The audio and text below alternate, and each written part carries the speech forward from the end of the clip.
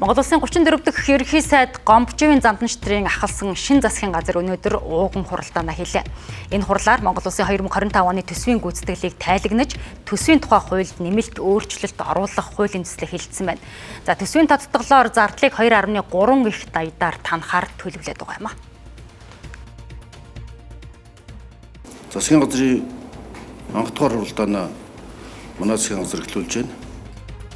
За сангийн сайдын зүгээс 2025 оны төсөвтөд тодтол хийхгүй хэмээн мэдэгдэж байсан ч 5 дугаар сараас эхлэн эдийн засгийн нөхцөл байдал хүндэрч нүүрсний орлого огцон буурсан нь засгийн газар цааш төрийн албан хаагчдын цалин итгэмжийг олох боломжгүй байдалд хүрэх нөхцөлийг үүсгэсэн байна. Иймээс шин засгийн газрын ууган хуралдаанаар Монгол улсын эдийн засгийн нөхцөл байдал, төсвийн орлого зарлага, хагас жилийн гүйцэтгэл хийгээд танах боломжуудыг хэлэлцжээ. За яамдуудаас авсан саналуудад үндэслэн тендер худалдан авалтанд зарлагдаагүй 535 тэрбум төгрөгийн ажлуудыг зарцааж энэхүү хөрөнгийг хэмнэхээр болсон байна. Мөн үндэсний хороодыг татан буулгасан, яамдын бүтцийг багасгаж оронтойг цөөлөх замаар урсгал зардлыг 1.8 их найдаар танахаар болсон байна.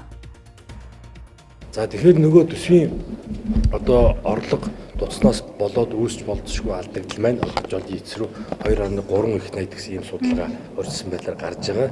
За тэгэхээр энэ 2.3-ийн маань 535 тэрбум төгрөг нь 5 сарын 31-ний төрийн эмнэлтийн хуулиар ийм хуулийн дагуу бий болчихж байна гэсэн үг.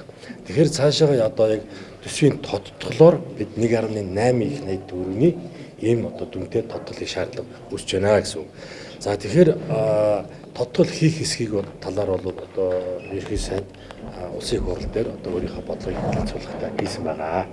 За цаашдаа төр энэ эдийн засгийн хүндрэлтэй, эдийн засгийн юм сорилттой ийм үеийг төр өөрөөсөө эхэлж бид урсгал зардал хөрөнгө оруулалтуудаа илүү оновчтой болгох, за төрийн бүтцийг илүү их чадамжтай байдлаар цомогдох, өөрөөр хэлбэл бүтээмжийг нэмэгдүүлэх ийм зорилготойгоор төсвийн болон төрийн захиргааны засгийн газрын бүтэц болон энэ бүрэлдэхүүнүүд дээр өөрчлөлтүүд оруулнаа.